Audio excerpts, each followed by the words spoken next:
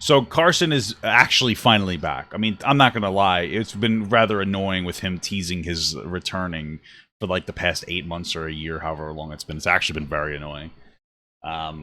He's finally back. Well, he's not back. He's back September 1st, which apparently September 1st is a day where we're like not supposed to stream on Twitch for black people or something, or marginalized groups. I'm not kidding. Apparently it's like the day of not streaming for marginalized groups or something. Like, no one's going to do it.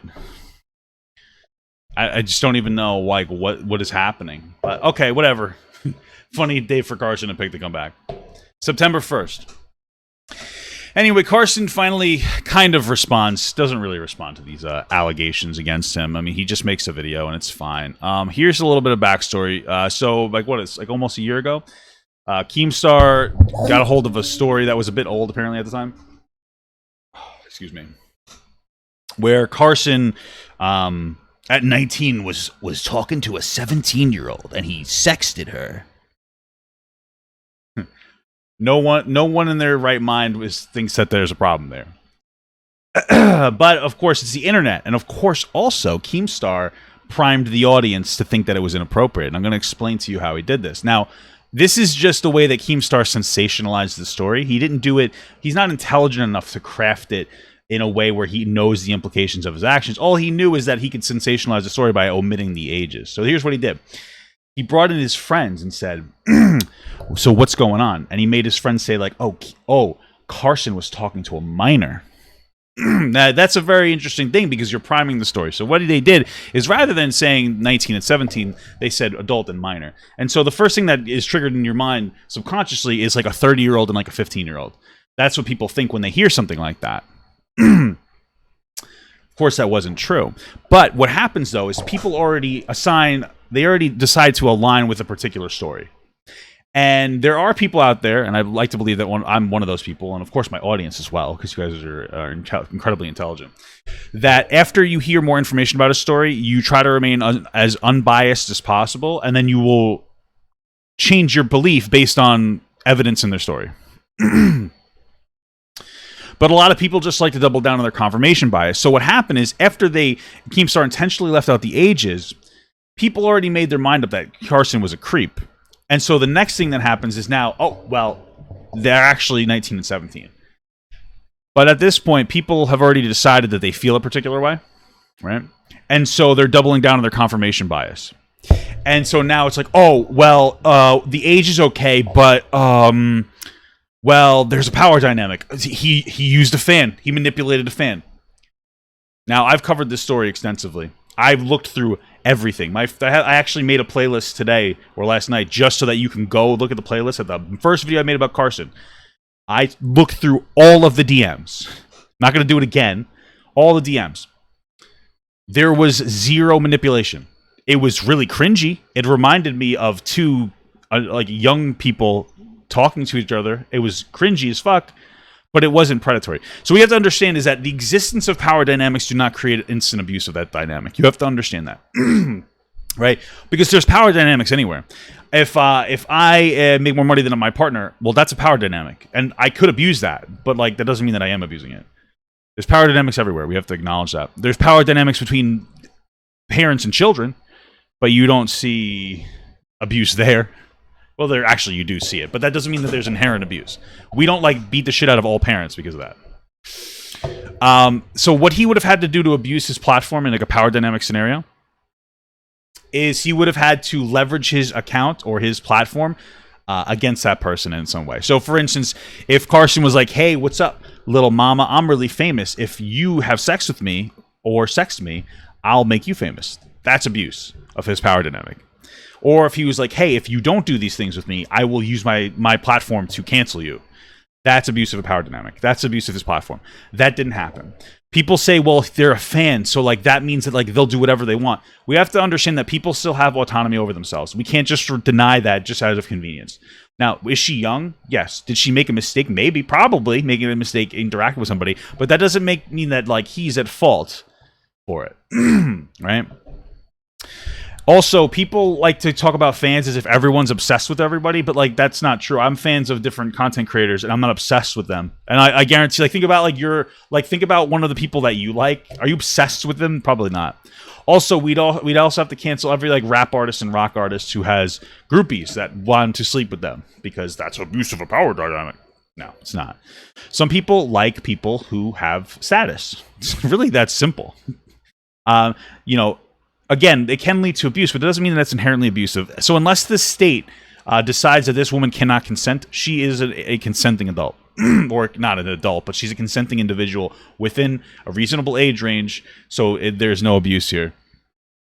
Now, of course, after that was brought up, people were like, well, he had pictures of her, that's illegal.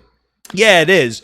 But from a moral perspective, which is what we focus on, if you think it's morally okay for a 19 and a 17-year-old to like sleep together in real life, which I think is fine, then why do you think that it's immoral for them to send pictures to each other? Like, yes, he could show them to people, but he didn't. You can't just assume everybody's guilty. And there are states that are actually finally starting to make like things on Snapchat interactions. So like the arguments are dumb. It's incredible. And I also think it's really terrible because his friends just like abandoned him. He was very, for some reason, remorseful about it. He was like, I'm so sorry.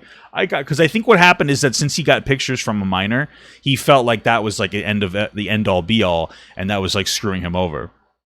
And I get it, but like that doesn't mean that what you're doing is wrong. You know, honestly, just because you think that you're wrong doesn't make you wrong, just so you know. So him being like feeling bad about it doesn't make him wrong. What it makes him is the victim of Twitter gaslighting him into thinking that like he did a horrible thing. Now, it's always good to be safe. You shouldn't be talking to people underage just to be safe, because obviously Twitter will destroy you.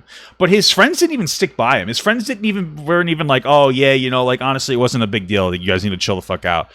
All the adults were saying it. All the adults were like, yeah, this is stupid. Like, it's not even newsworthy. I mean, like, yeah.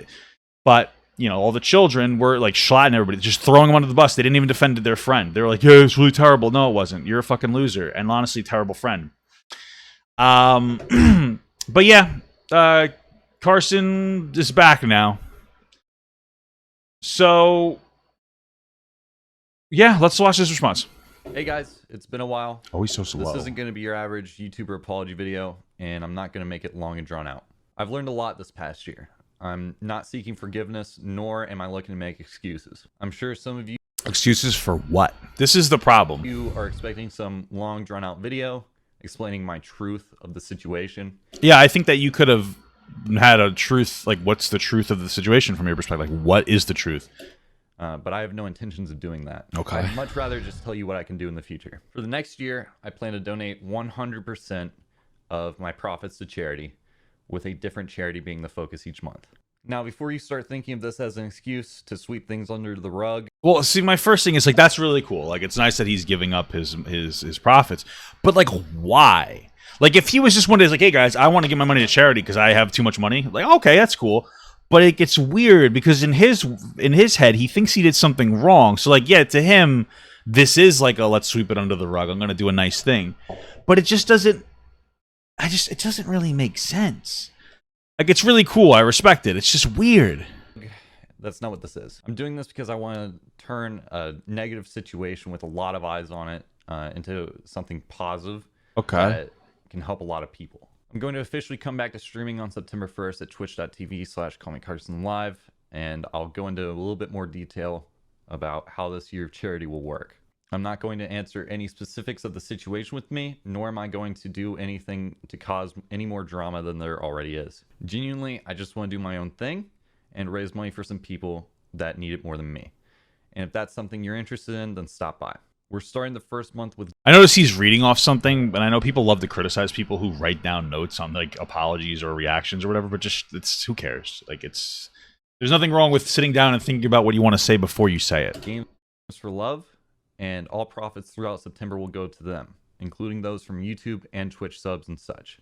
You can find out more about this year of charity, or YOC, as I'm calling it, at callmecarson.live, which is linked down below.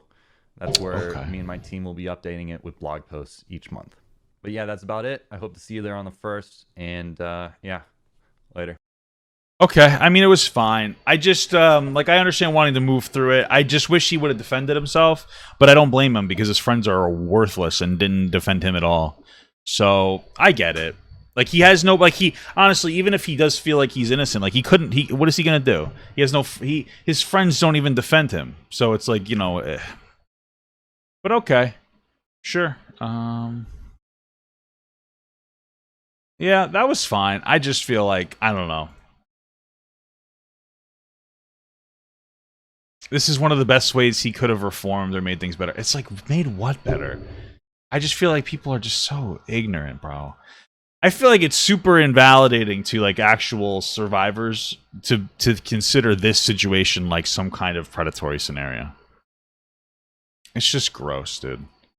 You know, but I know this guy has like a lot of mental health problems and stuff, so I get it.